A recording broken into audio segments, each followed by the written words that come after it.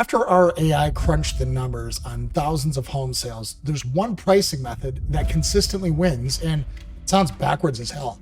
The surest way you're going to get more money for your house is to price it for less. And I brought the receipts to prove it. Let me paint you a picture. Imagine two identical houses sitting on the same street in a neighborhood where homes typically sell for about $500,000. The first seller, let's call him Bob. He lists his house at $525 because he thinks he needs room to negotiate down. His neighbor Sarah has taken my advice, and she lists hers at $475 with a little bit of a Dr. Evil smirk on her face because she knows she's about to kick off an absolute feeding frenzy of a bidding war. Fast forward 6 months, and Bob has been stress eating Krispy Kreme donuts by the dozen and paying carrying costs on 2 mortgages every single month because he was so confident his house was going to sell. Well, when his house finally did sell, he got $470,000. Now, remember Sarah, her house went under contract in 5 days for $515,000, and it sold to a cash buyer. That's a $45,000 difference, and the only thing that changed was their understanding of how buyers actually think. You think listing low means leaving money on the table, but you're dead wrong. Here's what actually happens. When you price below market value, you trigger something primal in buyers' brains. And that's something that Amazon spent millions on in order to learn how to best profit on Prime Day. Buyers see opportunity, they smell a deal, but more importantly, in your case, your buyers see other people circling your home with hunger in their eyes, and that's when things get interesting. That fear of losing out makes them bid way more for your home than they ever planned to spend. You're not discounting your house, you're weaponizing human psychology.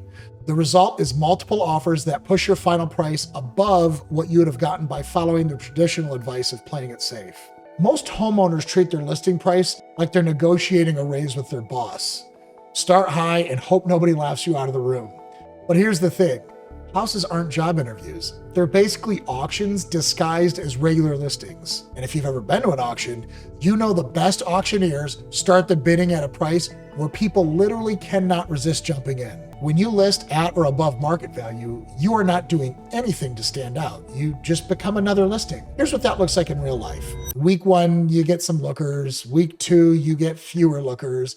And by week 3, you've got crickets for company. By week 4, buyers are starting to wonder what's wrong with your house. It's like watching milk sit on the shelf as it approaches its expiration date. Nobody wants to be the sucker who buys it the day before it goes bad. Thursday at 6 p.m. I want you to write that down because that's exactly when your listing should go live if you want a bidding war by Sunday. You launch on a Monday, you're competing with everyone's worst mood of the entire week. But launch on Thursday evening, you just became the hot new restaurant that everybody wants to try this weekend. Here's how you do it. Thursday night, your listing goes online. Friday, buyers are planning their weekend house tours, and boom, your value-priced home smacks them in the face. So Saturday morning, you've got appointments stacked up like pancakes at IHOP. By Saturday afternoon, buyers are pushing past each other as they tour your open house, fighting for parking spots in the driveway. I guess the science here tells us that even when we've all grown up, we're nothing more than a bunch of toddlers because nothing makes us want something more than seeing somebody else want it too. I learned a lot of this from a really brilliant man who was a real estate agent in Michigan back in the early 2000s. And he likes to tell me about his best mistake he ever made. He was entering a home in the MLS system and he accidentally listed it for $100,000 less than he meant to. He thought he was going to get fired and, I don't know, maybe sued, probably both. But here's what happened instead. His phone rang nonstop for 3 straight days.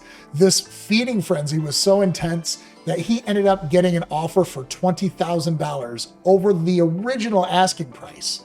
So his clients actually made more money from his screw up than they would have if he had just listed it according to their wishes. Some of the greatest lessons we learn in life truly do come from our biggest mistakes. Do you know why car dealerships put sold stickers on half their lot inventory? It's called social proof, and it's powerful. When buyers see competition, their brain completely switches from asking, should I buy this, to how do I get in before there's nothing left? It's the scarcity principle. Here's what you do to increase the perceived scarcity at your home. Schedule all of your showings for opening weekend. Just stack them tight, even overlap them if you can. Let the buyers see the couple before them staying late and asking questions. Let them pass each other in the driveway. This orchestrated chaos sends one crystal clear message. This house won't last. Suddenly, that couple who is just looking is writing an above asking price offer in their car because they also saw 3 other couples doing the exact same thing. Now, even though the statistics proves that this works every single time, I've been doing this long enough to know that some of you are going to be thinking, well, great, but what if nobody bids? Well, let me introduce you to your new best friend, the reserve price.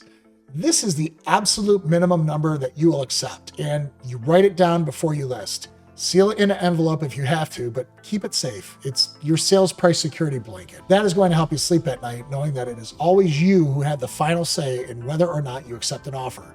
Just promise me that you never, ever, ever tell anybody what that number is. Think of it like a reserve price at an art auction.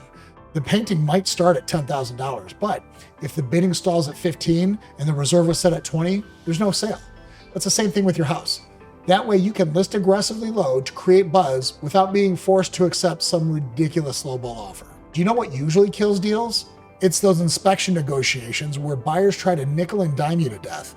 But when you've got 5 buyers competing for your home, you completely flip that on its head. Instead of them demanding repairs, you're the one saying, hey, take it as is or move along. I've got 4 other people to talk to. So multiple offers mean you set the terms. No repair credits, no closing cost help, maybe no home warranty, cash preferred, quick close required. I mean, sky's the limit. That buyer who is planning to make your life hell over some old outlet covers, they're suddenly waiving inspection contingencies just to stay in the race. You don't just get a higher price, you get better terms, better buyers, and you eliminate the most stressful part of selling. If you remember nothing else from this video, I want you to remember this. You can do all of this perfectly and still blow it in the last stage. I've seen it happen, and here's how it goes. A seller will get multiple offers, and then they go radio silent, thinking further mystery and further psychological torture and leverage will create even better offers. Listen, that's the worst thing you can do. Transparency, not silence, is what creates bidding wars. When you have 3 other offers over asking, you tell all 3 buyers exactly that. Don't give them the specific amounts, of course. You never reveal that, but you let them know serious competition does exist. This isn't lying, it's not manipulation. You're giving them information that helps them make an informed decision.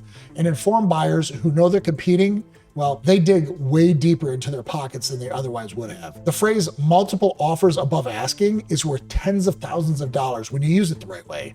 Here's exactly what you say. We've received several strong offers above our list price. We'll be reviewing all offers Monday at noon, and at this point, we are welcoming all highest and best offers.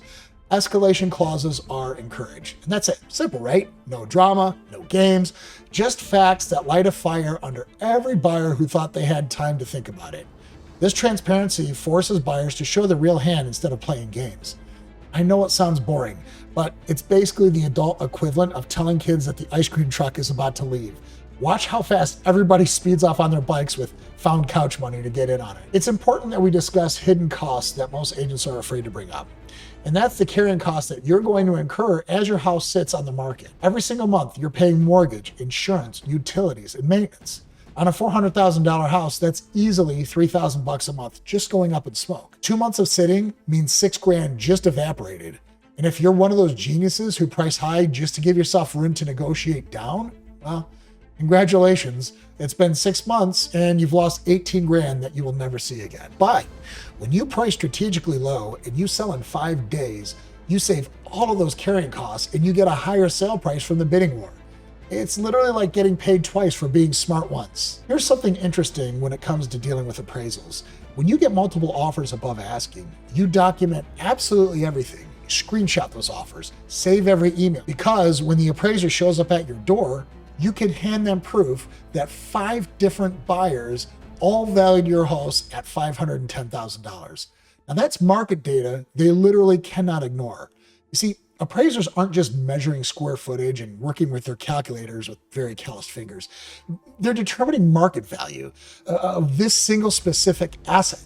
And nothing proves market value better than multiple people fighting to pay a certain amount for it. So compare that to having a single offer at asking price. You're totally at the appraiser's mercy. But if you have 5 offers over asking price, well, now you've got real data for the appraiser to think about. Now let's talk about presentation, because you cannot put lipstick on a pig and expect to win a beauty contest. The feeding frenzy formula only works when buyers genuinely believe they're getting a steal on something valuable. That means professional photos that make your house look like something from a magazine, not a crime scene. And I'm talking about staging that makes buyers imagine hosting Thanksgiving dinner in your living room. Descriptions that sell the lifestyle, not just the square footage. When buyers think your house is worth way more than what you're asking, that's when they're going to fight to pay you more. Remember when everybody thought cryptocurrency was just a scam? Well, the early adopters who ignored the crowd are buying yachts now. Same principles apply here. While your neighbors cling desperately to the old real estate agent advice of price high so you have room to negotiate down, let's be honest, is basically the flip phone of real estate tactics. You're running the feeding frenzy formula. They'll spend months arguing with lowballers and bleeding carrying costs. You'll be cashing a check that's thousands over your asking price. The difference isn't luck or timing. It's understanding that the old rules died when the internet gave buyers perfect information. Price high worked when buyers couldn't instantly see every listing, but now it's just awkward and ineffective, like, I don't know, trying to seduce somebody with a fanny pack on. This strategy requires serious confidence. Your mother-in-law is going to question you. Your coworker will definitely call you nuts. That couple down the street who's been sitting on the market for 4 months will swear that you're leaving money on the table. But when you're depositing an extra $40,000 in your bank account while they're sitting there doom refreshing Zillow hoping for views, you'll know exactly who played it right. The market rewards bold moves, not safe ones. Price to create competition, not protect your ego, because the data proves it. The scariest thing to a buyer isn't paying too much. It's watching somebody else move into what could have been their dream home. The feeding frenzy formula isn't just pricing strategy. It's psychological warfare, where literally everybody wins. You get more money, buyers get the house they heroically fought for, and the market gets accurate pricing data. The only losers? Well, we just talked about them. They're the ones refreshing Zillow and paying out the nose for just more and more carrying costs. So you decide, which seller do you want to be?